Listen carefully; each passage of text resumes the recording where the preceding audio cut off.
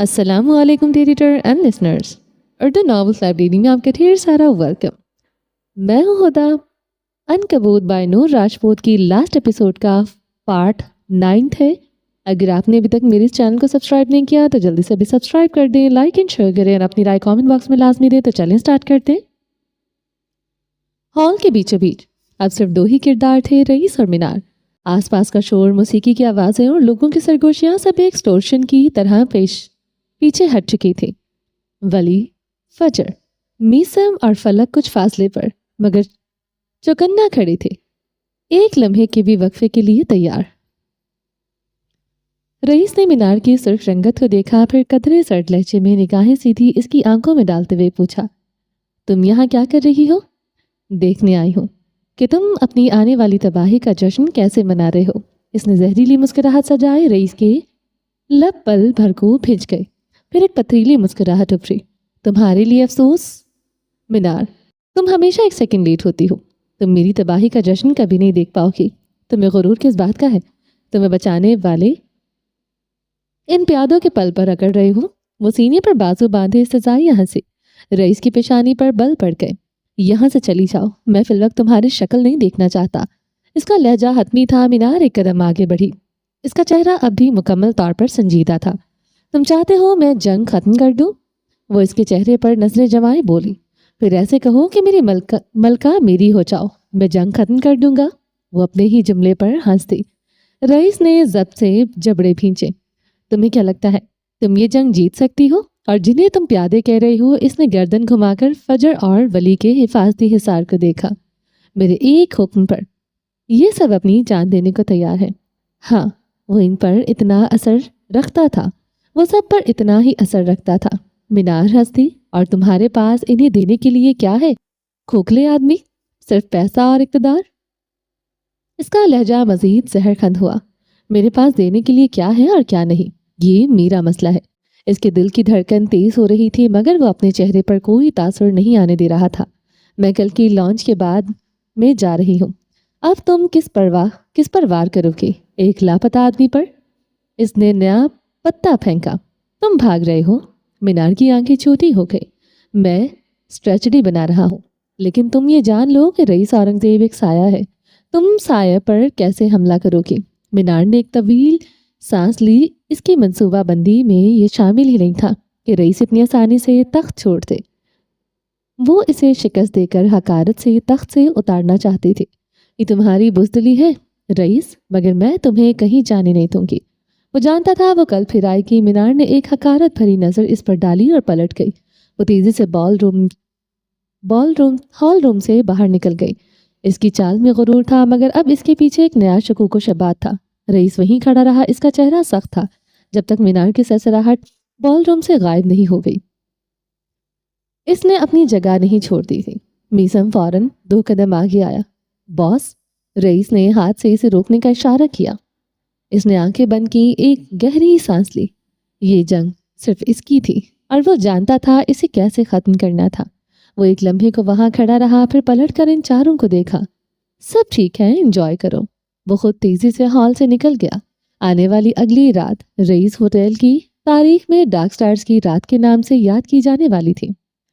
29 گھنٹے پہلے شہر ابھی رات کی سیاہ چادر میں لپٹا سو رہا تھا۔ صرف چند روشنیاں تھیں جو اس گہری خاموشی کو توڑ رہی تھیں۔ رئیس اپنے آفس میں کھڑا تھا، اس کا چہرہ سپاٹ، آنکھیں بے خوابی کی سرخ، مگر ان میں ایک ٹھہرا ہوا عزم تھا۔ وہ پچھلی رات کے جشن کی تھکن سے بے نیاز آج کی جنگ کے لیے تیار تھا۔ اس نے گہری سانس لی اور میز کے دراز سے ایک چھوٹا سا سیاہ دھاتی باکس نکالا۔ یہ باکس نہ قیمتی تھا نہ اس پر کوئی نشان تھا، مگر اس کا وزن رئیس کے ہاتھ پر کسی سلطنت سے زیادہ بھاری تھا۔ پھر وہ آفس سے نکلا۔ اس کے قدموں کی آہٹ خالی راہداریوں میں گونج رہی تھی۔ وہ لفٹ کی بجائے سروس سیڑھیاں استعمال کرتا ہوا اس خفیہ منزل پر پہنچا جہاں کمانڈ اینڈ کنٹرول سینٹر تھا۔ دروازے پر اس کے ہاتھ کا نشان اسکین ہوا اور بھاری ساؤنڈ پروف دروازہ ایک دھیمی سی ہس کے ساتھ کھل گیا۔ اندر کمرہ خاموش تھا۔ سرورز کی سبز اور نیلی بتیاں اندھیرے میں جگنوں کی طرح چمک رہی تھی۔ ہوا ٹھنڈی تھی۔ وہ چلتا ہوا کمرے کے عین وسط میں آیا، اسی آئیوری مربع پر جہاں کچھ گھنٹے پہلے ولی کھڑا تھا۔ اس نے ہاتھ میں پکڑے باکس کو دیکھا۔ کمرہ روشن ہوا تو اچانک اس کے سامنے ماضی کا منظر ایک فلم کی طرح چلنے لگا۔ इसी कमरे में रोशनियां तेज थीं,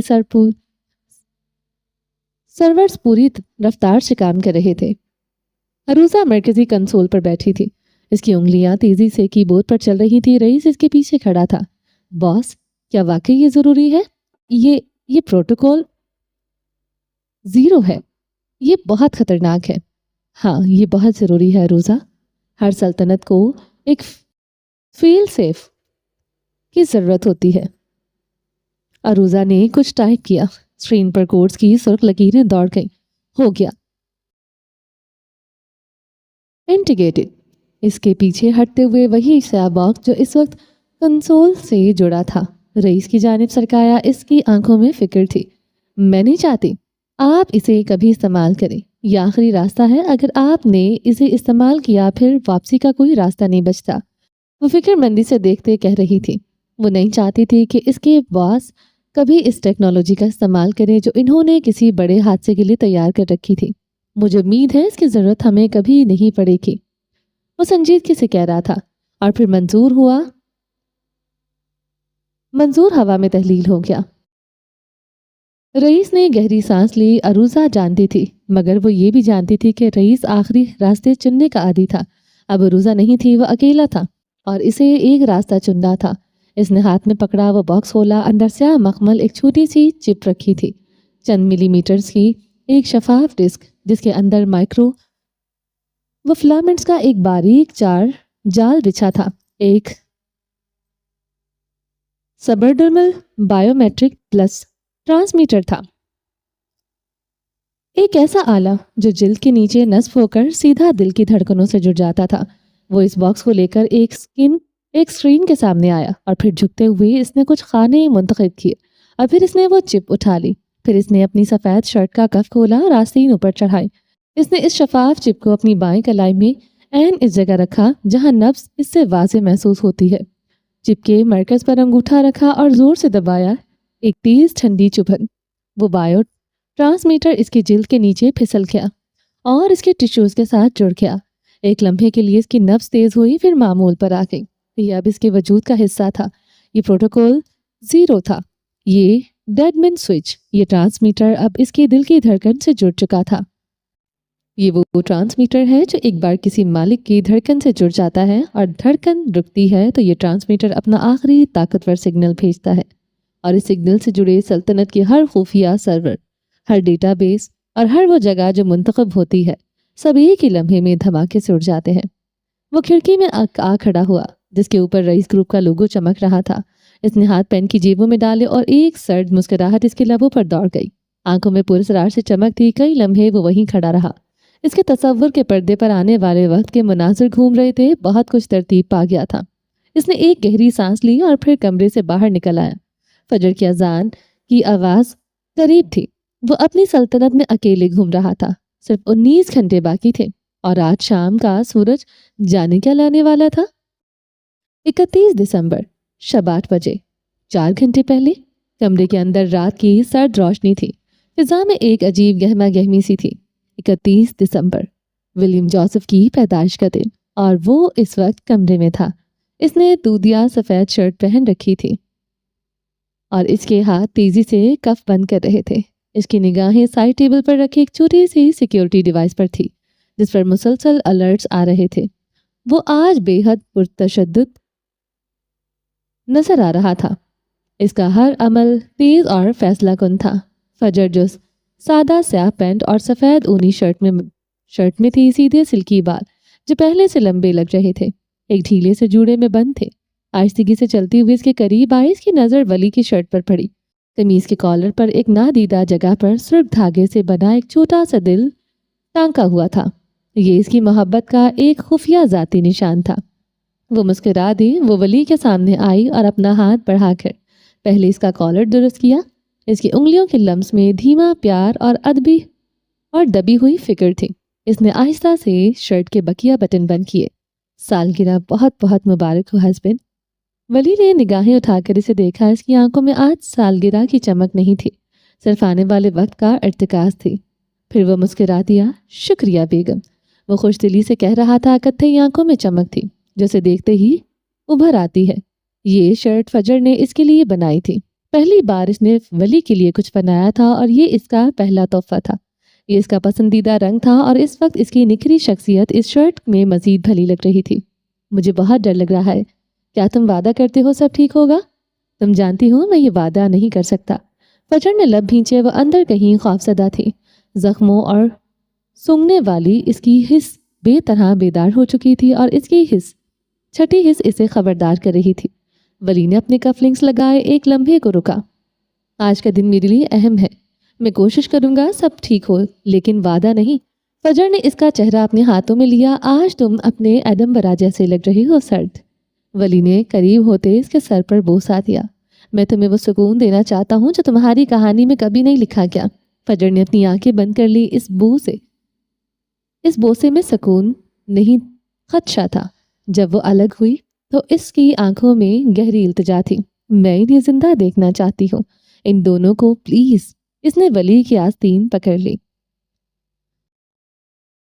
وہ جانتی تھی جو کچھ بتایا گیا تھا اس سے کہیں زیادہ خطرہ تھا۔ اس کہانی کا سیویئر میں ہوں اور میں جانتا ہوں مجھے ان کے ساتھ کیا کرنا ہے۔ اس نے اپنا ہاتھ اٹھایا اور آہستگی سے فجر کے چہرے پر جھولتی لٹ کو کان کے پیچھے کیا۔ اس کا لہجہ سرد تھا، ایڈمبرا کی برف جیسا سرد۔ فجر کا دل تیزی سے دھڑکنے لگا۔ آنے والا وقت جانے کیسا ہونے والا تھا۔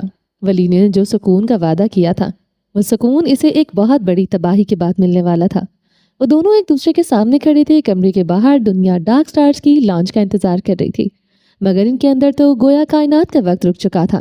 آج کا دن ان کے تعلق اور ان کی پوری کہانی کا فیصلہ کرنے والا تھا۔ یہ ایک زیر زمین وسیع و عریض ہال تھا جس کی ہوا میں الیکٹرانک آلات کی بو اور ایک سرد خاموشی چھائی ہوئی تھی۔ ہال میں سینکڑوں لوگ کھڑے تھے۔ یہ مینار معراج کی سیاہ دنیا کی رعایا تھی۔ گمنام ہیکرز، تجربہ کار کرمنلز، خاموش قاتل اور وہ ماہرین جو زیر زمین دنیا کے ہر پہلو سے واقف تھے۔ ان سب کا لباس گہرا اور سنجیدہ، گویا وہ کسی جنازے میں شامل ہونے آئے ہیں۔ مرکز میں ایک بلند سٹیج پر مینار تھی۔ آج اس نے کوئی شاندار گاؤن نہیں پہنا تھا، وہ سیاہ سادہ سوٹ میں ملبوس تھی۔ اس کے سیاہ گھنگرالے بال کھلے تھے جو اس کے چہرے کو ایک وحشیانہ بے رحم فریم دے رہے تھے۔ اس کا انداز سرد تھا، وہی سرد پن جو موت کے بالکل قریب ہوتا ہے۔ وہ ایک آہنی کرسی پر بیٹھی تھی۔ اس کے سامنے ایک بڑی ڈیجیٹل سکرین پر رئیس ہیڈ آفس کا نقشہ اور سیکیورٹی کوڈز تیزی سے چل رہے تھے۔ یہ فیصلہ کن دن ہے۔ آج یا تو ہم ایک نئی سلطنت قائم کریں گے یا پھر ہم سب تاریخ کے کوڑے دان کا حصہ بنیں گے۔ اس کی آواز گرجدار نہیں مگر اتنی تھی دھیمی کہ ہر شخص اسے سننے کا مجبور تھا۔ اس کے سامنے کھڑے لوگ بے آواز ساکت رہے۔ میں جانتی ہوں آپ میں سے کئی لوگوں کے لیے رئیس اورنگزیب ایک خوفناک نام ہے۔ اس سے جیتنا آسان نہیں ہے۔ اس کی حکمت عملی برف جیسی ٹھنڈی اور غیر متوقع ہوتی ہے، لیکن وہ صرف ایک بادشاہ ہے اور میں اس دنیا کی قانون ہوں۔ اس کے الفاظ میں اعتماد تھا جو ان سینکڑوں چہروں میں یقین بھر رہا تھا۔ آپ میں سے جو باہر کے نیٹ ورک سنبھالیں گے، یاد رکھیں ہماری پہلی ترجیح ان کا مواصلاتی نظام جام کرنا ہے۔ کوئی بیرونی مدد ان تک نہیں پہنچنی چاہیے۔ دوسری ٹیم، آپ کا کام ہیڈ کے اندر کے تمام خفیہ راستے بند کرنا ہے۔ رئیس کی سیکیورٹی ٹیم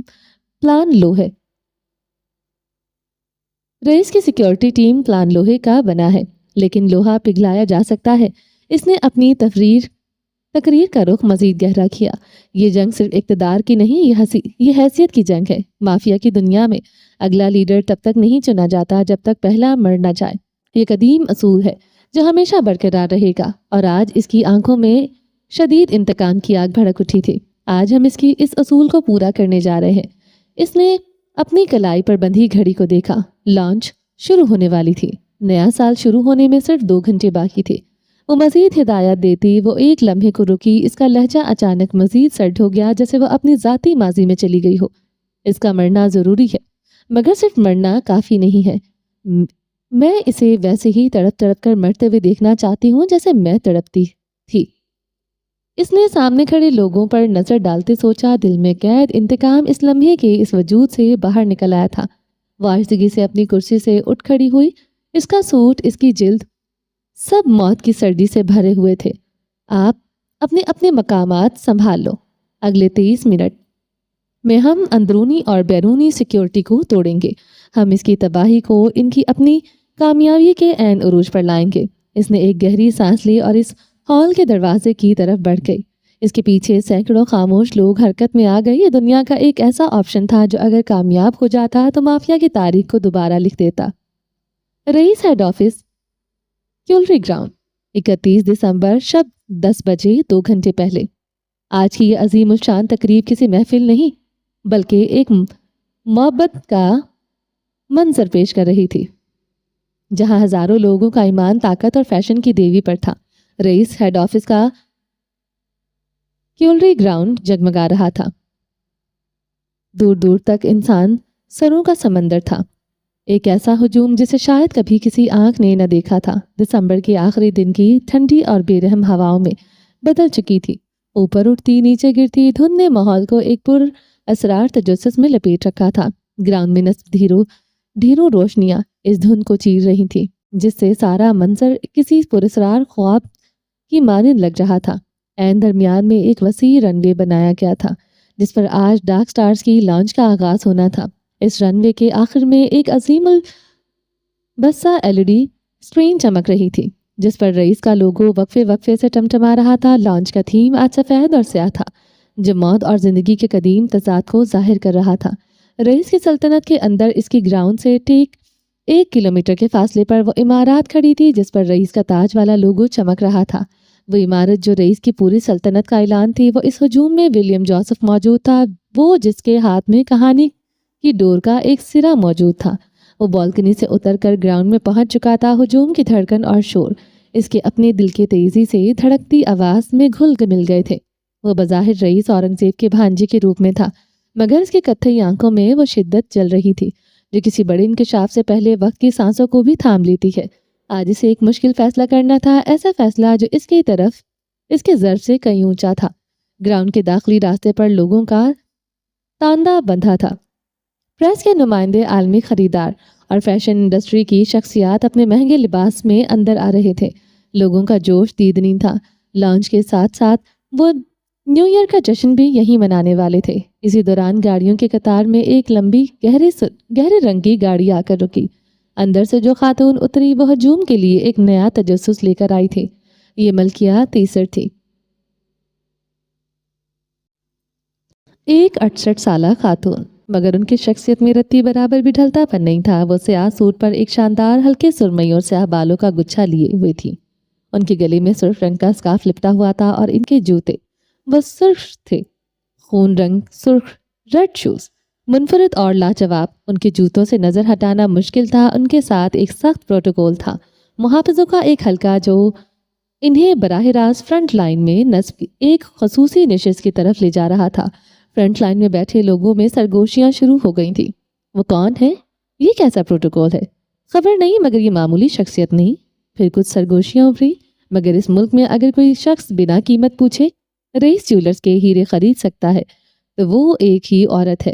ایک فیشن ایڈیٹر نے اپنے برابر بیٹھی صحافی کے کان میں سرگوشی کی۔ ملکہ تیسر رئیس کے ہیروں کی سب سے بڑی خریدار ہیں۔ ملکہ تیسر پرجوش دکھائی دے رہی تھی۔ ان کی نظریں براہ راست رن وے پر ٹکی تھی۔ پروٹوکول سے الگ سادہ اور پرسکون فلک اپنی جگہ پر آ چکی تھی۔ آج وہ ڈارک سٹارز کی رائٹر تھی اور ان کی سادگی ہی اس کا سب سے بڑا اعلان تھا۔ اس نے سفید اونی ٹخنوں تک آتی فراک پہن رکھی تھی جو ٹھنڈی ہواؤں میں ہلکا سا لہراتی تھی۔ ایک سکارف کو کندھوں سے لپیٹے اور بالوں کو نفیس انداز میں فولڈ کیے، وہ آج اپنی کہانی کی تکمیل پر ایک مضبوط وعدہ لکھ رہی تھی۔ اس کی آنکھیں کسی کو تلاش کر رہی تھی۔ LED اسکرین پر الٹا کاؤنٹ ڈاؤن شروع ہو چکا تھا۔ سیکیورٹی ٹیم جس کی نگرانی میسم کر رہا تھا ہر طرف متحرک تھی۔ ہر ایک چہرے پر خوف کے بجائے ایک غیر معمولی عزم تھا۔ رئیس کا انتظار کیا جا رہا تھا، وہ بادشاہ جس کے بغیر یہ کہانی مکمل نہیں ہو سکتی تھی۔ گراؤنڈ میں موجود ہزاروں لوگوں کا شور ایک ہی نقطے پر مرکوز تھا۔ اسٹیج پر لمبی رن وے پر سیاہ کارپیٹ بچھا تھا جو آج کے تھیم کی عظمت کو ظاہر کر رہا تھا۔ ٹھنڈی جوشیلی ہواؤں میں موسیقی کی دھنیں بلند ہو رہی تھی۔ اسپیکر پر آواز گونجی جس نے ماحول کو ایک جذباتی منظر میں بدل دیا۔ لیڈیز اینڈ جینٹلمین، آج کی اس عظیم الشان لانچ کو شروع کرنے کے لیے وہ شخصیت آپ کے سامنے آ رہی ہے جس کے خواب نے یہ سب کچھ ممکن کیا ہے۔ ہمیں یہ اعلان کرتے ہوئے خوشی ہو رہی ہے کہ آج کی تقریب کا آغاز خود چیئرمین رئیس اورنگزیب کریں گے۔ اس اناؤنسمنٹ نے شور کو ایک دھاڑ میں بدل دیا۔ مراد کا نام نہیں لیا گیا تھا، جس کی صورتحال میں ایک خالی پن پیدا کیا۔ لوگوں نے مراد کی کمی کو محسوس کیا، مگر وہ نہیں تھا۔ ٹھیک اسی لمحے سٹیج کی ایک جانب کم روشنی والے حصے کی فجر اور ولی ایک ساتھ باہر آئے۔ دونوں نے ایک خاموش عہد کے تحت مرکزی سیاہ کارپیٹ کی طرف قدم بڑھائے۔ رئیس نے پہلی سیڑھی پر قدم رکھا، سیاہ پینٹ، سفید شرٹ، گردن کے گرد مفلر لپٹا۔ وہ نفاست سے سیٹ، اس کے گھنے بال، اس کا لک آج کے بادشاہ کا تھا، مگر اس کی آنکھوں میں آج غیر معمولی نمی تھی۔ سٹیج کے بالکل بیچ میں طے شدہ سرخ رنگ کا ایک قالین رکھا تھا۔ وہ دونوں جھکے ایک ساتھ اس کے کونے تھامے اور آہستگی سے اسے کھول دیا۔ سرخ کارپیٹ سیاہ کارپیٹ پر بکھرتا چلا گیا، جو طاقت کے اوپر محبت اور جذبے کا فتح کا اعلان کر رہا تھا۔ سرخ قالین کا کھلنا اور سٹیج کے آخر میں ان دونوں کو ایک ساتھ کھڑے دیکھ کر رئیس جہاں تھا وہیں رہ گیا۔ اس کے چہرے پر ایک ٹھہری ہوئی مسکراہٹ ابھری، جو سالوں کے گلٹ اور وفاداری کے اعتراف سے ملی ہوئی تھی۔ اس کے کالر سے نصب مائک میں دھیمی سی سانس کی آواز آئی۔ لوگوں کی ہوٹنگ اس لمحے عروج پر تھی۔ اس نے گہری سانس لی اور اپنے مضبوط قدم دھرنے شروع کیے۔ وہ بھرپور تالیوں میں آہستہ آہستہ سرخ قالین پر چلتا ہوا آگے بڑھا۔ اس کی آنکھوں میں سٹیج کے آخر میں کھڑے اس کے دو قیمتی لوگ تھے۔ وہ وہاں پہنچا جہاں سرخ کارپیٹ ختم ہوا۔ دھڑا دھڑ تصویریں بن رہی تھی، کیمرے گھوم رہے تھے، ڈرونز اڑاتے پھر رہے تھے، میوزک کی دھنیں تیز ہو چکی تھی۔ رئیس نے ان دونوں کو دیکھا اور پھر ہاتھ کے اشارے سے اشارہ کیا۔ وہ انہیں بلا رہا تھا۔ خوف اور جوش کے ملے جلے تاثرات کے ساتھ فجر اور ولی دونوں اس کی جانب بڑھے۔ قریب پہنچنے پر رئیس نے چند لمحے ان دو چہروں کو دیکھا۔ سالوں پہلے ان دونوں کی مائیں اس کے ساتھ تھیں۔ وہ اس دنیا سے زیادہ عزیز تھیں اور آج سالوں بعد وہ دونوں نہیں تھیں، مگر ان کی اولاد، اس کی بقا اور حامی اس کے سامنے کھڑی تھی۔ اس کے لب ہلکی سے ہلر سے اس نے دھیرے سے آگے بڑھتے ہوئے اپنے دائیں بائیں کھڑے فجر اور ولی کے گرد اپنے بازو پھیلا دیے۔ یہ لمحہ غیر متوقع تھا، ہاں وہ اسے عزیز تھے۔ ہر نفرت، ہر دشمنی، ہر خوف کے بعد بھی عوام نے اس جذباتی منظر کی توقع نہیں کی تھی، اور اس پل جتنا شور اٹھا وہ حیران کن تھا۔ یہ رئیس اورنگزیب کی پہلی کھلی جذباتی شکست اور وفاداری کی سب سے بڑی جیت تھی۔ شور اور جذباتی دھڑکنیں اپنے عروج پر تھیں، اور اگلے ہی پل اسپیکر پر ایک اناؤنسمنٹ ہوئی، اور اب وہ چہرہ جس کے قلم نے ڈارک سٹارز کی پوری کہانی لکھی، وہ مصنفہ جو آج رات کے سب سے بڑے خواب کی تخلیق کار ہے۔ Ladies and gentlemen, please welcome Falak Alamgir. پردے کے پیچھے کھڑی فلک نے اپنے کپکپاتے ہاتھوں پر قابو پایا اور اپنے سرخ چہرے کے ساتھ سٹیج پر قدم رکھا۔ وہ ایک سفید پری لگ رہی تھی جو آج سیاہ رات پر اتری ہوئی تھی۔ وہ جیسے ہی چند قدم چل کر آگے بڑھی، بے ساختہ رک گئی۔ وہ تینوں ہی اسے دیکھ رہے تھے، اور پھر غیر متوقع طور پر رئیس نے فجر اور ولی کو وہیں چھوڑا اور مضبوط قدموں سے اس کی جانب بڑھا، جہاں وہ خود اور خوف اور حیرت سے ساکت کھڑی تھی۔ خوشبوؤں میں رچا بسا رئیس اس کے قریب آن کھڑا ہوا۔ چلے مصنفہ صاحبہ، اس نے اپنا ہاتھ آگے بڑھایا۔ فلک نے ایک نظر اس کے ہاتھ کو دیکھا، پھر اس کی آنکھوں کو، اور پھر گہری سانس لیتے ہوئے اس بات میں سر ہلایا اور اپنے کپکپاتے ہاتھ کو اس کے مضبوط ہاتھ میں رکھا۔ وہ اسے لے کر آگے بڑھ رہا تھا، ویسے ہی جیسے کوئی بادشاہ اپنی ملکہ کو اپنے دربار میں لاتا ہے۔ وہ اب سٹیج کے بیچ میں آ کر رکے۔ اسی لمحے رئیس کی طاقتور اور پراعتماد آواز گونجی، لیڈیز اینڈ جینٹلمین، آج کی اس رات میں آپ سب کو رئیس گروپ کی جانب سے خوش آمدید۔ وہ اب سٹیج کے عین بیچ میں تھے۔ اس نے فلک کا تعارف کروایا، جس نے ڈارک سٹارز کے کردار کو لکھا تھا۔ اس کی آنکھوں میں ایک فاتح کی چمک تھی، اور رئیس لاؤنج کی کامیابی کی روح میری ٹیم اور مصنفہ فلک عالمگیر ہیں، جنہوں نے یہ ثابت کیا کہ عشق کی کہانیاں بھی سلطنتیں بنا سکتی ہیں۔ اس کی نظریں فرنٹ لائن میں بیٹھی ملکہ تیسر پر پڑی۔ وہ دونوں ایک دوسرے کو پہچان لیا۔ دونوں نے اس بات میں سر ہلا کر ایک خاموش سلام پیش کیا۔ یہ طاقت کی دنیا کا غیر اعلانیہ سلام تھا۔ لانچ کا آغاز ہو چکا تھا۔ ولی، فجر اور فلک، جو آج رئیس کی نئی عجیب و غریب فیملی کا اعلان تھے، اسٹیج سے نیچے اتر رہے تھے۔ کہانی نے اپنا سب سے بڑا راز فاش کر دیا تھا۔ رئیس ہیڈ آفس کی عظیم الشان عمارت، جو اب سے تھوڑی دیر پہلے تک طاقت کا نشان تھی، اس وقت ایک آسیب زدہ خالی قلعے کی طرح لگ رہی تھی۔ گراؤنڈ میں جاری لانچ کی تقریب کا شور اور موسیقی کی دھمک یہاں تک دھیمی گونج کی صورت میں آ رہی تھی۔ مینار اب اس عمارت کے اندرونی ہال میں تھی۔ اس کا رخ براہ راست اس خفیہ منزل کی جانب تھا، جہاں کمانڈ اینڈ کنٹرول سینٹر تھا۔ حیرت انگیز طور پر کہیں بھی کوئی سیکیورٹی گارڈ یا کوئی رکاوٹ دکھائی نہیں دے رہی تھی۔ وہ آگے بڑھی اور آخر کار اس ساؤنڈ پروف گلاس والے کمرے کے قریب پہنچی، جس کے باہر رئیس کا تاج والا لوگو چسپا تھا۔ اس نے ایک لمحے کو دروازے کو دیکھا اور پھر اپنے موبائل سے ایک مخصوص کوڈ ڈائل کیا۔ بھاری دروازہ ایک دھیمی آواز کے ساتھ کھل گیا۔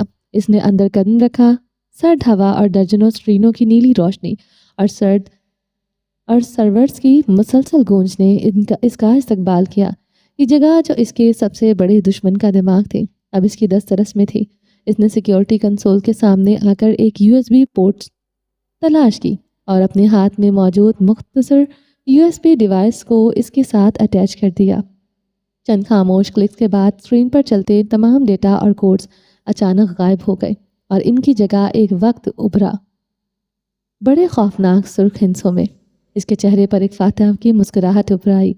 یہ وہ وقت تھا جب سال کی آخری رات نیا سال شروع ہو رہا تھا، ٹھیک 1 گھنٹہ اور 30 منٹ بعد، یعنی رات کے 12 بجے، وہ وقت جب نئے سال کا آغاز ہوگا اور اس کی تباہی کا آغاز ہوگا۔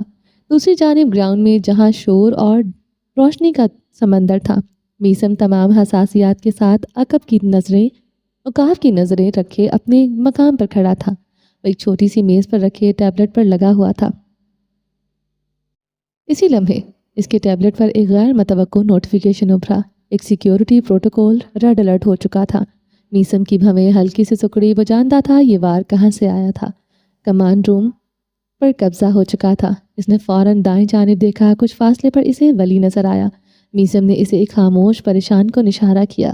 اسے میسم کا اشارہ سمجھ آ گیا اور اس کے دل کی دھڑکن بے تحاشا بڑھ گئی۔ اس کا منصوبہ کامیاب ہو گیا تھا۔ اس نے فوراً فجر کی تلاش میں نظر دوڑائی۔ لاؤنج کا شور، ڈرونز کا اڑنا اور موسیقی، سب کچھ وہاں تھا۔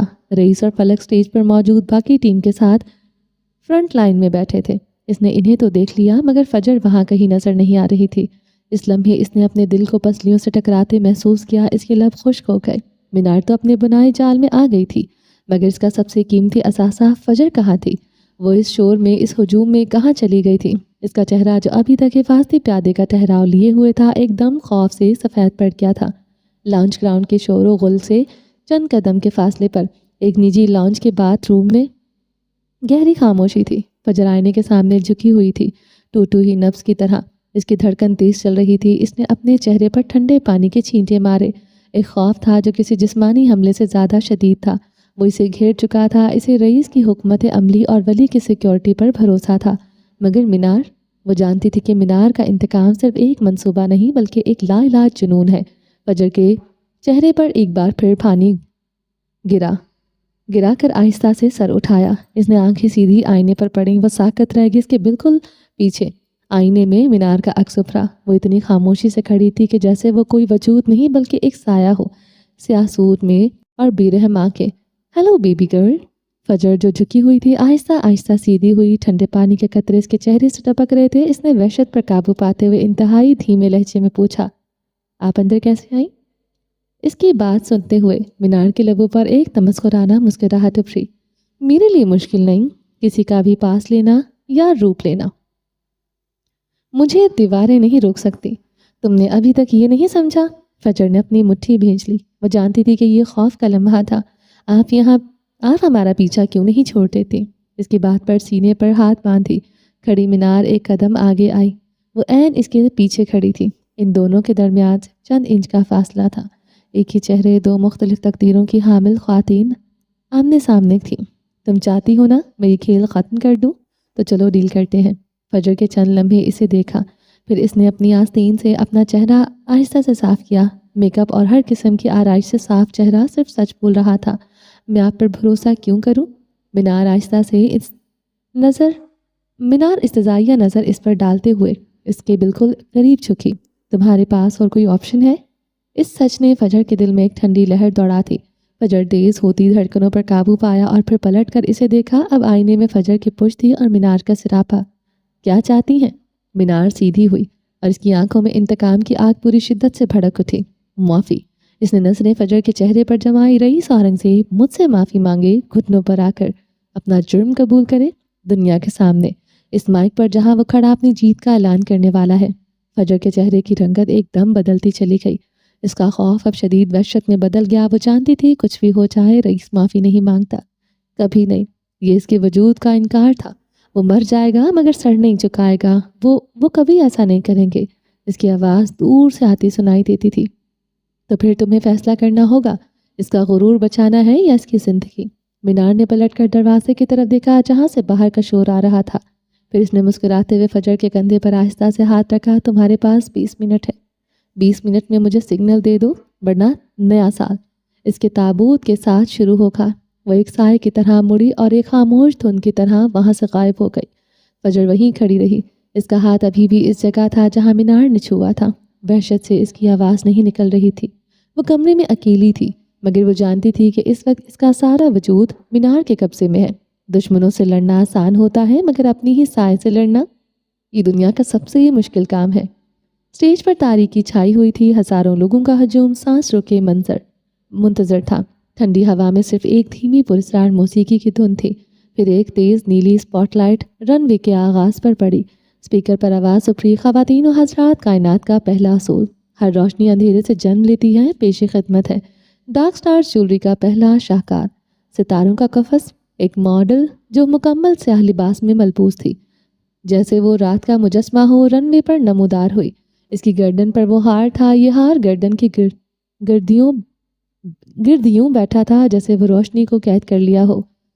چاندنی جیسی دھات میں 3 سیاہ ہیرے جڑے تھے جو دیکھنے میں اندھیرے جیسے لگتے مگر اندر کہیں سرخی کی مدھم چمک سانس لیتی تھی۔ ان پتھروں کے درمیان باریک دھات کے ریشے بنے تھے جیسے خلا میں دور دور ستارے ایک ہی لڑی میں بندھے ہوں۔ جب روشنی پڑتی تو لمحے بھر کے لیے وہ قید چمک جاگ اٹھتے، جیسے دل کسی نے سینے میں کروٹ لے لی ہو۔ ہجوم کی تالیوں اور کیمروں کی فلیش لائٹس کے درمیان وہ ماڈل رن وے پر چل رہی تھی اور اس کے پیچھے نصب LED میں اس جیولری کی نمائش جاری تھے۔ رئیس جو ملکہ تیسر اور فلک کے ساتھ فرنٹ لائن میں بیٹھا تھا، اس کا فون اس کی جیب میں تھر تھرا اٹھا۔ یہ کوئی عام کال نہیں تھی، یہ وہ سگنل تھا جس کا اسے خوف تھا۔ اسکرین پر پرائیویٹ نمبر چمک رہا تھا۔ اس کا دل تیزی سے دھڑکا، گلے کی گلٹی ڈوب کر ابھری۔ اس نے ملکہ تیسر کی طرف دیکھ کر انتہائی ستائشگی سے ایکسکیوز کہا اور اٹھ کر کھڑا ہوا۔ وہ تیز تیز قدم اٹھاتا شور سے کچھ فاصلے پر اسٹیج کے پیچھے اندھیرے میں آ گیا۔ پھر اس نے فون کان سے لگایا۔ ہیلو، آخری میٹ اپ کر لیں؟ میں آ گئی ہوں، تم کہاں ہو؟ رئیس کی آنکھیں سکڑ گئی۔ مینار کی آواز دوبارہ سنائی تھی، یا لانچ کے ساتھ ساتھ اسکرین پر اپنی تباہی دیکھنا چاہتے ہو؟ رئیس کچھ نہ بولا، اس کے ہونٹ پھنس گئے۔ فجر میرے پاس ہے، یہ جملہ ایک بم کی طرح گرا۔ اسے لے جانا آسان نہیں تھا، یا تو وہ خود گئی تھی۔ اس نے بے ساختہ ہجوم کی جانب دیکھا، اتنے لوگوں میں وہ کہاں دکھائی دیتی؟ تمہاری طرف میرا کچھ ادھار ہے رئیس، چکانے کا وقت آ گیا ہے، تمہاری ہی سلطنت کے کمانڈ روم میں ہوں، آ جاؤ۔ کال کٹ گئی۔ رئیس نے فوراً فون بند کر دیا۔ اس کا دماغ ایک سیکنڈ میں ہزاروں فیصلے کر رہا تھا۔ جیسے ہی وہ پلٹا، اسے میسم اپنی جانب برق رفتاری سے آتا دکھائی دیا۔ اس کا چہرہ سپاٹ تھا مگر اس کی آنکھوں میں شدید پریشانی تھی۔ باس، مجھے جانا ہوگا۔ اس کا خوف تھا وہی ہو رہا تھا کمانڈ روم نہیں، وہ یہاں اکیلی آئی ہے۔ اس نے اپنے لوگوں کو مال کی جانب بھیجا ہے، یہ ڈائیورژن ہے۔ اگر وہاں کچھ ہوا، کوئی حادثہ، کوئی دھماکہ، تو سب برباد ہو جائے گا، سینکڑوں لوگ۔ رئیس نے اس کی بات کاٹی، اس کی ترجیحات واضح تھی۔ ٹھیک ہے، تم جاؤ، میں یہاں دیکھ لوں گا۔ میسم نے سر ہلایا، وہ اندھیرے میں غائب ہو گیا۔ اسٹیج پر اب دوسری ماڈل آ چکی تھی۔ اسپیکر پر آواز گونجی، اور اب شب گل۔ ماڈل نے اپنا ہاتھ اٹھایا جس پر وہ انگوٹھی تھی۔ یہ انگوٹھی گلاب کی کلی کے روپ میں تھی مگر عام گلاب نہیں، اس کے پنکھڑیوں کی جگہ باریک کانٹے ابھرے ہوئے تھے اور بیچ میں وہ نایاب سیاہ ہیرا جڑا تھا جس کے اندر سرخی کا سایہ چھپا ہوا تھا۔ یوں لگتا تھا جیسے کلی خون میں ڈوبی ہو۔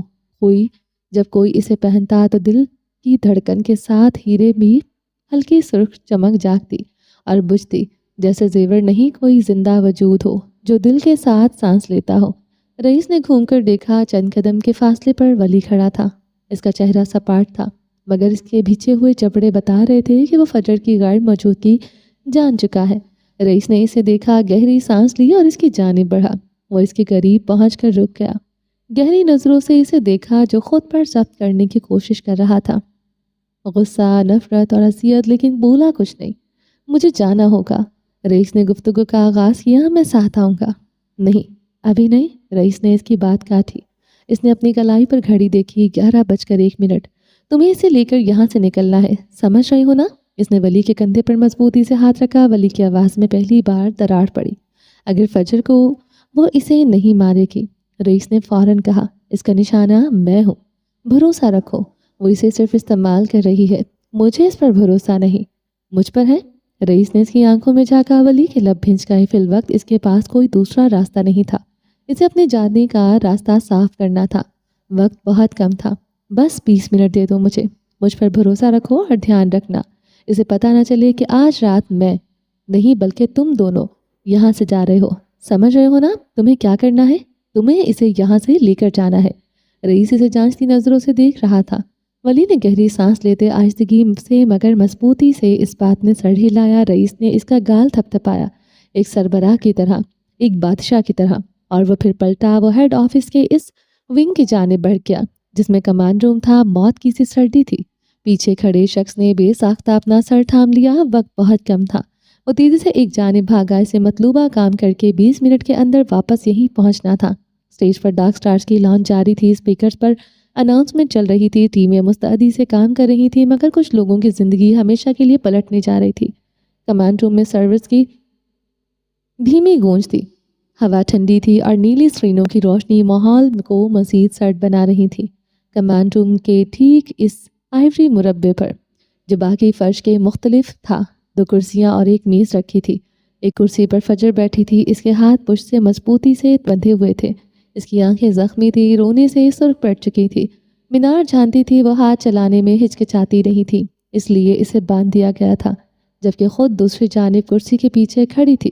ایک بازو کرسی کے پشت پر ٹکائے، نظریں فجر کے چہرے پر تھی۔ تمہیں رئیس عزیز ہے، مگر میں نہیں۔ آپ نے اپنی جگہ خود چھوڑی۔ میں نے کبھی آپ کا برا نہیں چاہا، مگر آپ نے مجھے اس جنگ میں گھسیٹا۔ فجر کی آنکھیں اور آواز دونوں زخمی تھی۔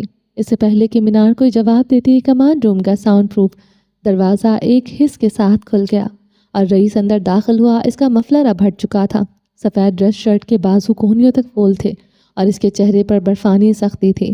مینار نے فاتحانہ مسکراہٹ کے ساتھ اس کا استقبال کیا۔ آئیے رئیس صاحب، آپ کا ہی انتظار تھا۔ وہ کرسی سے ہٹ گئی۔ اس نے رئیس کو وہاں بیٹھنے کا اشارہ کیا۔ کیا فجر کے بالکل سامنے رئیس نے اسے مکمل طور پر نظر انداز کیا؟ اس کی ساری توجہ صرف فجر پر تھی۔ وہ تیزی سے آگے بڑھا اور فجر کے سامنے والی کرسی پر بیٹھ گیا۔ تم ٹھیک ہو؟ آواز میں وہ پرواہ جو اس نے دنیا سے چھپا رکھی تھی۔ فجر نے بمشکل اس بات میں سر ہلایا۔ رئیس نے اس کے جواب پر ضبط سے آنکھیں میچی۔ وہ جانتا تھا وہ ٹھیک نہیں تھی۔ اس نے آنکھیں کھولی۔ تمہیں پتا ہے تمہیں یہاں کیوں بلایا گیا ہے؟ مینار نے کہا۔ بگ بی، آپ ان سے معافی نہیں مانگیں گے، آپ ان کے لیے گھٹنوں پر نہیں آئیں گے، ہرگز نہیں۔ اس سے پہلے کہ رئیس جواب دیتا، فجر کی ٹوٹی ہوئی آواز ابھری۔ مینار کے چہرے پر استضاحیہ مسکراہٹ ابھری۔ تم ٹھیک کہہ رہی ہو بیبی گرل۔ مینار اپنی جیکٹ سے ایک چھوٹی سی سائلنسر لگی پستول نکالتے ہوئے آگے بڑھی۔ اگلے ہی لمحے وہ جھکی اور پھر پھٹ، بنا آواز کی گولی رئیس کی پنڈلی کو چیرتی ہوئی گزر گئی۔ وہ ایک اذیت ناک دبی ہوئی کراہ کے ساتھ آگے کو جھک گیا۔ درد کی شدید لہر نے اس کے وجود کو جکڑ لیا۔ اگلے ہی لمحے وہ سیدھا ہوا اور اٹھنے کی کوشش کی، مگر مینار نے پستول کا رخ فجر کی جانب کر لیا، جبکہ فجر کی آنکھیں خوف سے پھٹ گئی۔ نہیں نہیں نہیں! وہ اپنی جگہ سے اچھلی، مگر مینار بجلی کی سی تیزی سے اس کے پیچھے آ چکی تھی اور پستول کی ٹھنڈی دھاتی نوک اس کی گردن پر چماک دی تھی۔ فجر کا سانس جیسے اٹک گیا۔ اس کا چہرہ سرخ ہو چکا تھا، مگر وہ ہل نہیں سکتی تھی۔ رئیس کی پنڈلی سے خون تیزی سے بہہ کر فرش پر پھیل رہا تھا۔ یہ غیر متوقع تھا، اتنا تیز، اتنا بے رحم۔ میں جانتی ہوں تم گھٹنوں پر نہیں آؤ گے، مگر میں انہیں توڑنا چاہتی ہوں۔ رئیس نے تکلیف کو ضبط کرتے ہوئے کراہتے ہوئے خود کو سیدھا کیا۔ اس کا چہرہ پسینے سے بھیگ چکا تھا، مگر آنکھوں میں وہ نفرت تھی جو صرف مینار مراج کے لیے مخصوص تھی۔ مینار اب فجر کے کان کے قریب جھکی، اس کی نظریں فرش پر پھیلتے خون پر جمی۔ تم جسے اپنا مسیحا سمجھتی ہو، تم جانتی بھی ہو اس نے تمہاری پیشانی پر پستول کب رکھی تھی؟ فجر صدمے کی سی حالت میں تھی۔ جب صرف 1 سال کی تھی، ہے نا رئیس؟ اس نے رئیس کو گھورتے ہوئے کہا، جبکہ رئیس کے چہرے پر اذیت ہی اذیت تھی۔ اسے یاد تھا، سب واضح تھا، مگر وہ یاد کرنا نہیں چاہتا تھا۔ وہ 14 سال کی عمر میں نہیں ملا تھا، وہ اس سے اس وقت ملا تھا جب وہ 1 سال کی تھی اور وہ 18 تھا۔ جعفر عالم کی موت اور خود پر ہوئے اٹیک کے بعد وہ سنبھل چکا تھا۔ اس نے اپنے خاندان کا بچا کچا بزنس سنبھال لیا تھا۔ تب اسے خبر ملی کہ مراج الدین کے گھر بیٹی ہوئی ہے۔ وہ گیا تھا دیکھنے نہیں مارنے۔ 1 سالہ بچی جھولے میں سو رہی تھی۔ ترنم بیگم سپاٹ چہرہ لیے بیٹھی تھی۔ وہ اس بچی کو نفرت سے دیکھتا رہا۔ وہ اسے مار دینا چاہتا تھا۔ وہ مراج الدین کے نام کو مٹا دینا چاہتا تھا۔ اس نے پستول نکالی، اس کی پیشانی پر رکھی، مگر پھر اس نے پستول ہٹا لی۔ ابھی نہیں، آپ کی بیٹی پر میرا سایہ ہمیشہ رہے گا، موت کا سایہ، اور ایک دن میں اسے اپنے ہاتھوں سے مار ڈالوں گا۔ وہ لوٹ گیا تھا۔ ماضی کا منظر رئیس کے ذہن کے پردے پر ختم ہوا تو مینار کی زہریلی آواز سنائی تھی۔ تمہیں یہ اتنا عزیز کیوں ہے فجر؟ اس نے تمہیں مارنے کے لیے جال بچھایا تھا۔ وہ فجر کے کان میں سرگوشیاں کر رہی تھی۔ یہ تمہیں ہر صورت مار دیتا اگر اسے تم سے محبت نہ ہوئی ہوتی۔ اس کے الفاظ زہر انڈیل رہے تھے۔ فجر تو جیسے بحری ہو چکی تھی، اور رئیس، وہ اپنی ٹانگ کے زخم اور اپنی روح کے زخم دونوں کے بیک وقت خون بہا رہا تھا۔ کمرے میں صرف 3 آوازیں تھیں، سرورز کی مسلسل گونج، فجر کی دبی دبی سسکیاں، اور رئیس کی ٹانگ سے بہتے خون سے فرش پر ٹپکنے کی مدھم آواز۔ مینار فجر کی پشت پر کھڑی تھی، جبکہ آنکھیں رئیس پر مرکوز تھی۔ اس نے تمہارے ساتھ برا کیا، میرے ساتھ برا کیا، مگر تم کیسے بھول گئی؟ تم اس کی جانب کیوں ہو گئی؟ فجر، تم تو ملکہ معلوم تھی، تم میری تخلیق تھی، تم نے ایسا کیوں کیا؟ فجر کے ہونٹ بھیچے ہوئے تھے، اس کی آنکھوں سے آنسو سے بھر چکی تھی۔ وہ منہ بھیجے بے آواز رو رہی تھی۔ وہ کیا جواب دیتی کہ عقیدت منطق سے نہیں ہوتی؟ تمہیں پتہ ہے، جو تمہیں بچاتا ہے وہ مسیحا نہیں ہوتا۔ اس کی آنکھیں ایک لمحے کو ماضی میں بھٹکیں، اور بچ جانے کے بعد جسے سب سے پہلے مارا جاتا ہے وہ مسیحا ہوتا ہے، جسے میں نے کیا تھا۔ وہ رات جب جعفر عالم فجر کو ترنم بیگم کے حوالے کر کے واپس آیا تھا، اس نے پہلے مینار سے وعدہ کیا تھا کہ وہ اسے غیر قانونی طریقے سے ملک سے باہر بھجوا دے گا، مگر اس کا ارادہ بدل گیا۔ وہ اسے مارنے آیا تھا۔ پستول کی ٹھنڈی نوک اس کی مینار کی گردن پر رکھی تھی، اور اس روز پہلی بار لڑی تھی۔ مر تو وہ چکی تھی، مگر اب ایسے نہیں مرنا تھا۔ اس نے جعفر عالم کو مار ڈالا تھا، اور جیسے ہی گھر سے باہر نکلی، باہر کھڑے اس کے آدمیوں نے اسے پکڑ لیا۔ انہوں نے ہی اسے افغانستان کی قبر جیسی دلدل میں پہنچایا تھا۔ جعفر عالم کی موت، جو آج تک ایک معمہ تھی، آج سچ سامنے آیا تھا۔ اسے مینار مراج نے مارا تھا اپنے دفاع میں۔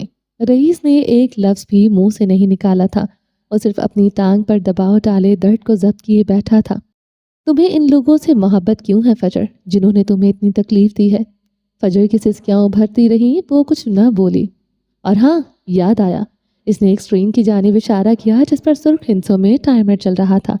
40 منٹ، صرف 40 منٹ باقی ہیں۔ میں چاہتی ہوں رئیس کہ تم اپنی غلطی مانو، تم اپنے جرم کا اقرار کرو کہ تم نے مجھے اندھیروں کی دنیا میں دھکیلا۔ اس کی آواز اب کسی جج کی طرح گونج رہی تھی۔ تم پوری دنیا کے سامنے اعتراف کرو کہ تم نے مینار مراج کے قاتل ہو، ورنہ دنیا یہ دیکھے گی۔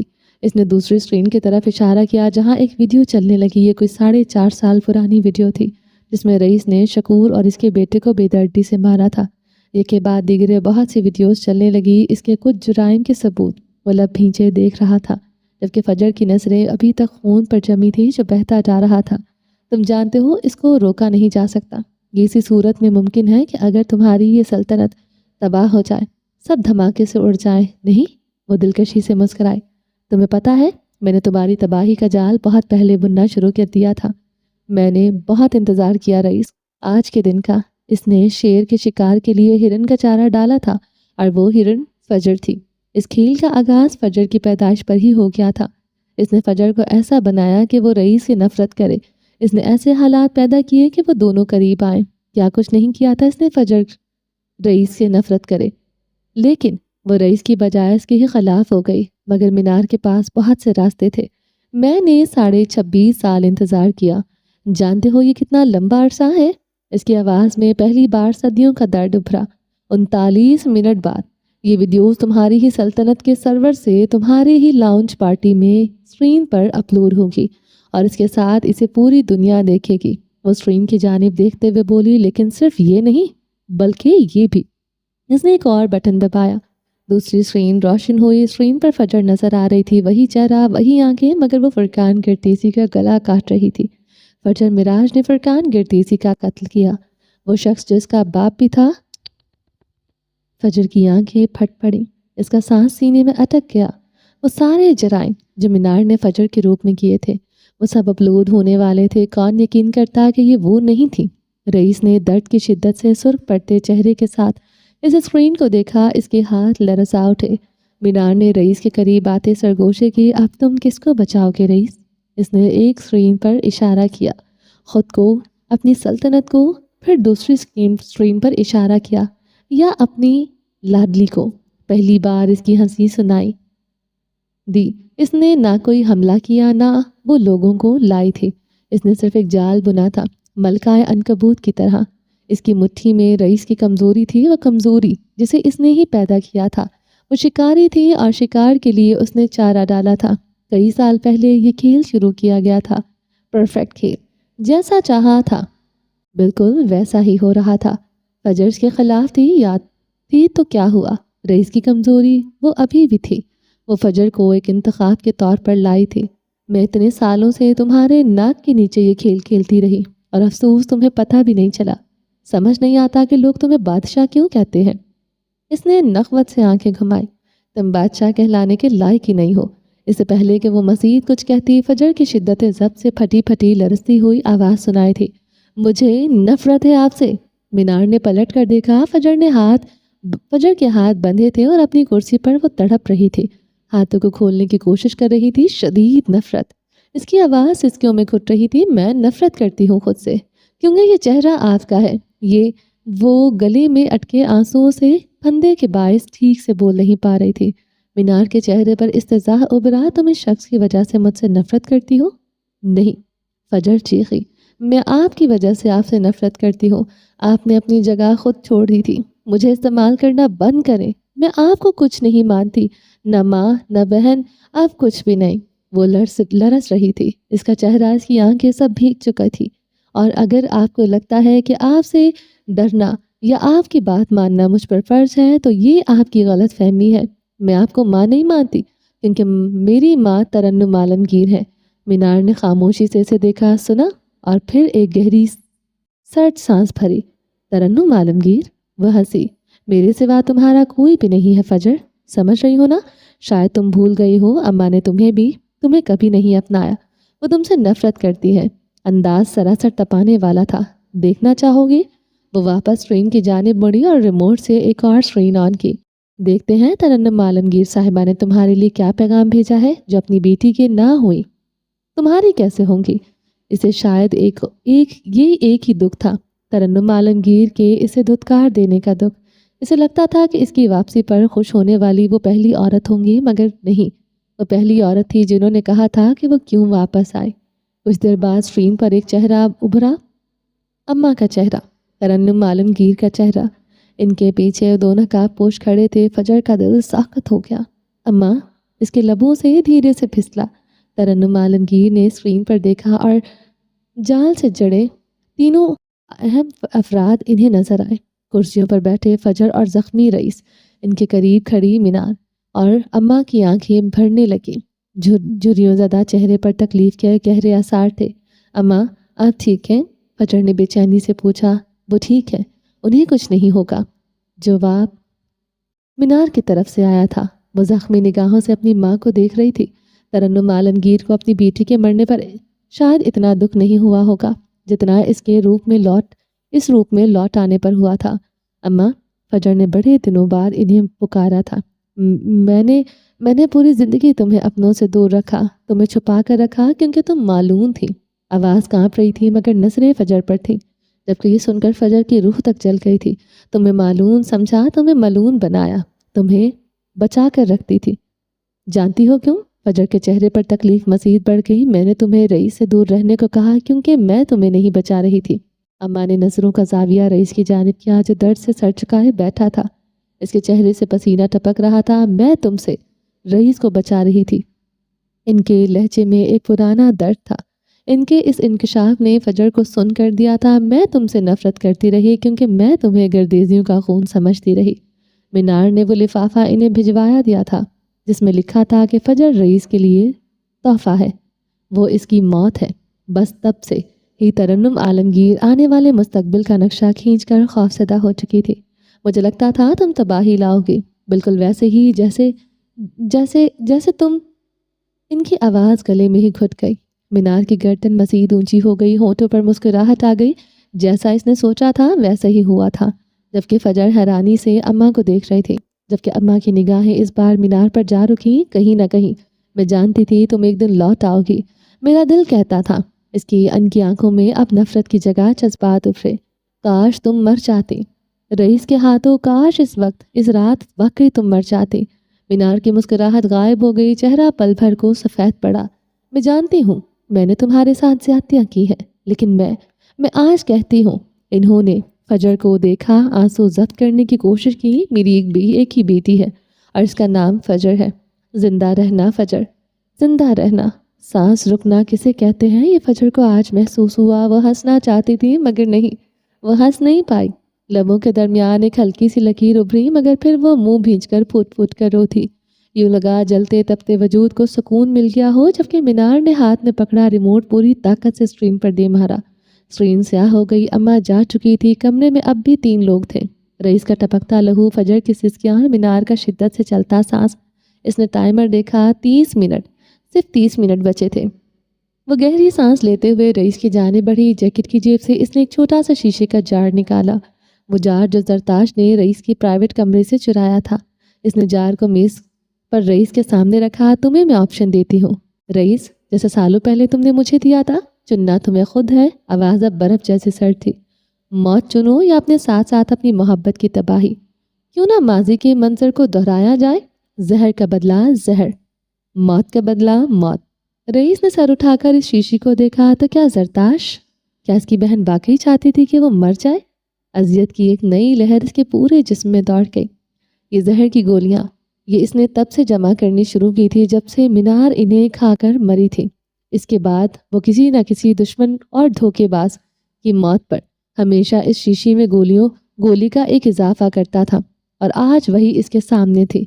इसने अपने गुनाहों का मजमुआ। वैसे तुम्हारी बहन शायद तुम्हारी बातों में आ गई थी। आखिरी मुलाकात में इसने मुझे ये शीशी नहीं दी, बल्कि चलती गाड़ी से फेंक दी थी। इसने मज़ीद एक खेल का हिस्सा बनने से इनकार कर दिया था और इसके तासरात जांच चुकी थी, इसलिए इजाफा किया। जबकि रईस की आंखों में एक लम्हा को उम्मीद जागी। तुम्हारी बहन के दिल में भाई की मोहब्बत जाग उठी है। इसने शीशे को उठाकर रईस के मज़ीद करीब किया। अब फैसला करो बादशाह, एतराफ़ या मौत। इसकी दहशतनाक आंखें रईस पर जमी थी और वक्त बहुत तेजी से खट रहा था। फजर के हाथ कमर के पीछे स्कार्फ से बंधे थे और वो इन्हें खोलने की बेचैन कोशिश कर रही थी। इसकी आंखें मेज पर रखी इस छोटी सी शीशी पर जमी थी, जिसमें रईस के जमा करदा गुनाह कैद थे। इसके सांस खुश्क हो रहे थे। इसने रईस को इस शीशी को घूरते पाया। नहीं नहीं, आप ऐसा नहीं करेंगे, वो चिल्लाई। इसकी आंखों में नाकाबिले बयां खौफ था। दुनिया में चंद एक लोग थे जिन्हें वो अपनी आंखों के सामने मरते हुए नहीं देख सकती थी। इनमें सर फहरिस्त रईस औरंगजेब था, और ऐसी मौत, ऐसी बेबस मौत हरगिज़ नहीं। जल्दी करो रईस, वक्त बहुत कम है। मीनार के अल्फाज इसकी दहशत में मजीद इजाफा कर रहे थे। रईस के जबड़े भींचे हुए थे। वो शीशी को देख रहा था। फिर इसने स्क्रीन पर देखा, एक टाइमर चल रहा था। दूसरे पर इसकी अपनी वीडियोस, इसकी तबाही, और तीसरे पर मीनार की वीडियोस जिसमें वो फजर बनी हुई थी। इसके होंठ पर जब्त से आपस में पेवस्त हो गए। आप ऐसा नहीं करेंगे। फजर की भराई इल्तिजा भरी आवाज़ उभरी। रईस ने अपनी जख्मी टांग से हाथ उठाया। इसका खून से लथपथ हाथ इसने अपनी शर्ट से साफ किया। आज इसकी शर्ट स्याह नहीं थी, सफ़ेद थी, और वो सुर्ख माया इस सफ़ेद कपड़े पर एक भयानक नक्श की तरह फैलता चला गया था। इसने कपकपाते हाथों से वो शीशी पकड़ी। मीनार की आंखों में सुकून उतरा। इसका 26.5 साल का इंतकाम पूरा होने जा रहा था। अफसोस कि तुम्हें पानी नहीं मिलेगा, वो जालिम मलका मुस्कुराई। रईस ने अपनी तकलीफ पर काबू पाते हुए इस शीशी को खोला। बिग बी नहीं, फजर की गर्दन की नसें उभर आईं। प्लीज़ नहीं, वो फूट फूट कर रो थी। आप ऐसा नहीं करेंगे। रईस शीशी खोल रहा था। आज वहाँ कोई क्यों नहीं था। बादशाह को बचाने वाले कहाँ चले गए थे। वो इसे नहीं देख रहा था, वो इसे नहीं देख सकता था। اس نے ہتھیلی پر ساری گولیاں انڈیلیں اور ایک ہاتھ ایک ساتھ نکلنے کی کوشش کی۔ آدھی باہر گر گئی، بالکل ویسے ہی جیسے سالوں پہلے مینار کے ساتھ ہوا تھا۔ وہ زہر کھانے پر مجبور تھی اور آج رئیس تھا۔ وہ نگلنے کی کوشش کر رہا تھا مگر گولیاں اس کے حلق میں پھنس گئی۔ اس کا سانس اٹکنے لگا۔ اتنے کم ضرب تو نہیں ہو کہ تم انہیں باہر نکالو گے۔ اس نے ایک اور چوٹ کی۔ وہ گلے کو پکڑتا ہوا کرسی سے نیچے اتر گیا۔ اس نے اپنی زخمی ٹانگ موڑ لی تاکہ درد کو دبایا جا سکے۔ کھانسی کا شدید دورہ پڑا۔ کچھ گولیاں اندر جا چکی تھی، کچھ باہر نکل آئیں، جبکہ ہاتھوں کو کھولتی فجر کی کوشش کامیاب ہو چکی تھی۔ اسکارف ڈھیلا پڑ کر کھل گیا۔ ایک لمحہ ضائع کیے بغیر تڑپ کر اس کی جانیں بڑھی۔ یہ آپ نے کیا کیا؟ آپ ٹھیک ہیں؟ چہرہ وحشت زدہ تھا۔ اس نے وہ اسکارف کھینچ لیا جس سے اس کے ہاتھ بندھے تھے اور اب وہ رئیس کی ٹانگ پر جھکی ہوئی تھی۔ 4 سال پہلے پیرس میں اس نے اپنے اسکارف سے اس کے خون کو روکا تھا، تب بھی وہ اس کی وجہ سے موت کے منہ میں گیا تھا، اور آج پھر وجہ وہی تھی۔ آخر وہ اس کے لیے موت کیوں تھی؟ وہ آنسو ضبط کرتے ہوئے اس کی ٹانگ پر اسکارف باندھ کر خود خون روکنے کی کوشش کر رہی تھی۔ اس کے بالوں کی چند لٹیں چہرے پر جھول رہی تھیں۔ اس کے ہاتھ رئیس کے خوف خون سے بھر گئے تھے۔ وہ انہی ہاتھوں سے اپنے بال پیچھے کرتے دوبارہ اس کی ٹانگ پر جھک گئی۔ وہ سسکتے ہوئے یہ کر رہی تھی، اور رئیس نے اس ساری اذیت میں پہلی بار اسے دیکھا۔ اس کے سرخ چہرے پر خون لگ چکا تھا، اس کا وجود کپکپا رہا تھا۔ رئیس کی تکلیف دور ہونے لگی۔ بس یہی تو چاہیے تھا اسے اس چہرے سے، وہ چہرہ کسی تو جہان میں اس سے وفا نبھائے، کسی تو جہاں میں اس کی ذات کو تسلیم کرے، کسی تو جہاں میں کسی اور پر اسے چنے۔ اور فجر معراج سے زیادہ اسے تسلیم کون کرتا تھا؟ اس نے مینار معراج پر رئیس اورنگزیب کو چن لیا تھا۔ وہ دونوں گھٹنے موڑے اس کے پاس بیٹھی تھی، اپنی سسکیوں کو روکنے کی کوشش کرتے ہوئے اس کے کپکپاتے ہاتھ کام کر رہے تھے۔ وہ اسکارف اس کی ٹانگ پر باندھنے میں کامیاب ہو گئی۔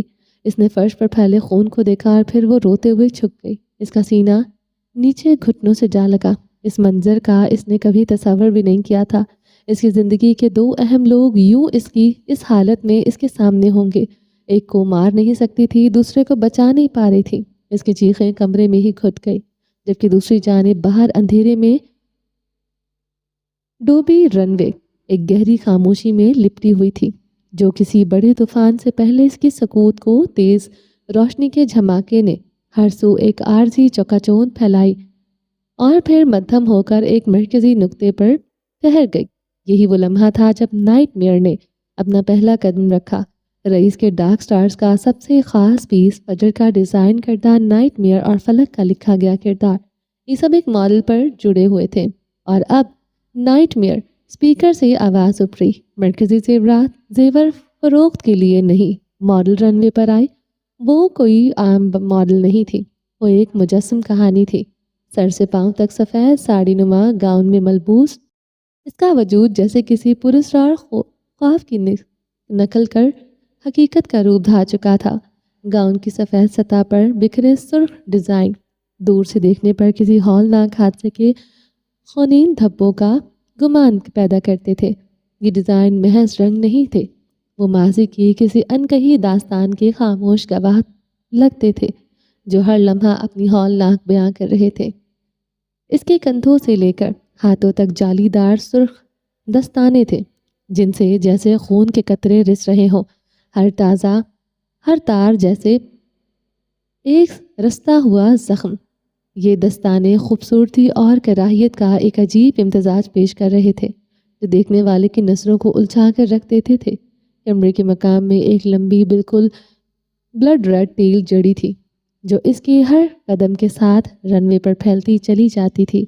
کئی فٹ لمبی یہ ٹیل اس کے پیچھے ایک سرخ دریا کی مانند بہہ رہی تھی، جو اس کی پراسراریت کو مزید گہرا کر رہی تھی۔ اس کے چہرے پر پڑا وہ سرخ گھونگھٹ ایک گہرا راز چھپائے ہوئے تھا۔ اس کے پار کچھ دکھائی نہیں دیتا تھا، صرف ایک پراسرار ہیولا جو تجسس کو حد سے بڑھ رہا تھا۔ یہ گھونگھٹ اس کے چہرے کے بجائے اس کی روح پر ایک پردہ ڈالے ہوئے تھا، جو صرف محسوس کیا جا سکتا تھا، دیکھا نہیں جا سکتا تھا۔ اس کے ہاتھوں میں ایک انوکھا زیور تھا، مکڑی کے جال کی طرح چاندی کی باریک لڑیوں سے بھنا ہوا، اور اس کے بیچ میں ایک بڑا سیاہ ہیرا جڑا تھا۔ دنیا کا سب سے نایاب پتھر یہ ہیرا محض ایک پتھر نہیں تھا، وہ ایک کالی آنکھ تھا جو دنیا کے ہر راز کو اپنے اندر سموئے ہوئے تھی۔ جب رن وے کی تیز روشنی اس پر پڑتی تو وہ ہلکی سرخ جھلک دیتا، جیسے خون کی ایک لہر بہہ گئی ہو۔ یہ منظر کسی دیوی کے خونین عہد کا اعلان کرتا تھا، یا کسی ایسی ملکہ کا جس نے اپنے راستے میں آنے والی ہر چیز کو نگل لیا ہو۔ اس ماڈل کے سٹیج پر آتے ہی فرنٹ لائن میں بیٹھی فلک چونک گئی۔ ہوا کا ایک جھونکا اور ایک عجیب سا احساس چھو گیا۔ اس نے گردن گھما کر چاروں جانب دیکھا، رئیس وہاں نہیں تھا، فجر کہیں دکھائی نہیں دے رہی تھی۔ اس کا دل تیزی سے دھڑک اٹھا، کچھ انہونی کا احساس۔ اس کے ذہن میں مینار کی 31 دسمبر والی دھمکی گھوم رہی تھی۔ فلک نے اپنے ہاتھ پیروں کو سن ہوتے پایا۔ سیکیورٹی کے کئی لوگ تھے، مگر نہ میسم تھا، نہ ولی، اور نہ وہ لوگ دونوں۔ کہاں گئے سب؟ اس کا سر چکرا گیا۔ وہ فون اٹھاتے وہاں سے نکلی اور اب سبزہ زار پر کھڑی نمبر ملا رہی تھی، مگر کسی کا بھی فون نہیں لگ رہا تھا۔ وہ اب بھاگ رہی تھی، ہجوم میں اس کے چہرے ڈھونڈنے کی کوشش کر رہی تھی۔ میوزیم اور عوام کا شور اسے پاگل کر رہا تھا۔ کمانڈر روم میں رئیس اب فرش پر ٹانگ موڑے، دیوار سے ٹیک لگائے ہانپ رہا تھا۔ زہر اپنا کام شروع کر چکا تھا۔ وہ سرکتے ہوئے فجر کے قریب آیا اور ابھی تک سر جھکائے رو رہی تھی۔ فجر، اس نے گھٹی ہوئی آواز میں فجر کو پکارا، میری بات سنو، میں نے منع کیا تھا آپ کو، آپ جھکیں گے نہیں، آپ۔ وہ بول نہیں پا رہی تھی، چلانے پر اس کی گردن کی نسیں ابھرتی آئی تھی۔ میں لڑ لیتی ان ویڈیوز، ان کے وائرل ہونے سے، مجھے فرق نہیں پڑتا، میں خود کو پہچان کے لیے ساری عمر بھی لڑتی۔ آپ نے ایسا کیوں کیا؟ کچھ تھا تو اندر سے جو اسے اندر سے کاٹ رہا تھا۔ تکلیف حد سے سوا ہوئی۔ رئیس نے خود پر ضبط کرتے اسے دیکھا، فجر میری بات سنو۔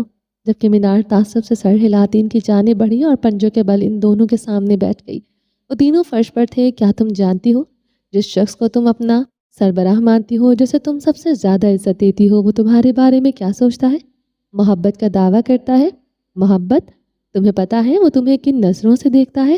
اس کا ہر حرف زہر سے لبریز تھا۔ رئیس نے ضبط سے آنکھیں میچ لی، اس کا سر جھک گیا۔ وہ خود کو یوں اس کے سامنے رسوا ہوتے نہیں دیکھ سکتا تھا، ان جذبات کی بدولت جن پر اس کا اختیار نہیں تھا۔ فجر نے تھوک نگلتے ہوئے رئیس کی جانب دیکھا، جس کا سر جھکا ہوا تھا۔ اس کے سینے میں جلن اٹھی۔ آپ کو سر جھکانے کی ضرورت نہیں۔ وہ مینار کو نہیں دیکھ رہی تھی۔ رئیس نے سر نہیں اٹھایا، اس میں ہمت نہیں تھی۔ مجھے یہ سر جھکا ہوا نہیں پسند۔ مجھے فرق نہیں پڑتا کوئی کیا کہتا ہے، میں جانتی ہوں آپ میرے لیے کیا ہے، اور اتنا کافی ہے۔ مینار تعصب سے ہنستی اٹھ کھڑی ہوئی۔ فجر واقعی ڈھیر تھی، وہ لوگوں کو دوسروں سے ترازوں میں نہیں تولتی تھی، جبکہ رئیس اس بار حیرت سے سر اٹھا گیا۔ آپ کو میرے لیے یہ سب کرنے کی ضرورت نہیں ہے، پلیز ایسا مت کرے، ہمیں ہیلپ چاہیے، وہ رئیس کو دیکھتے ہوئے کہہ رہی تھی، جبکہ وہ خود پر قابو پاتا اس کی جانب مزید سرکا۔ میری بات سنو۔ اس کا سانس اکھڑتا ہوا محسوس ہوا۔ تمہیں یہاں سے جانا ہے، سمجھ آئی نا؟ تمہیں یہاں سے جانا ہوگا، وہ اسے جانے کو کہہ رہا تھا، جبکہ فجر نے شدت سے نفی میں سر ہلایا۔ وہ اسے اس حال میں چھوڑ کر نہیں جا سکتی تھی۔ ٹائمر رف چل رہا تھا۔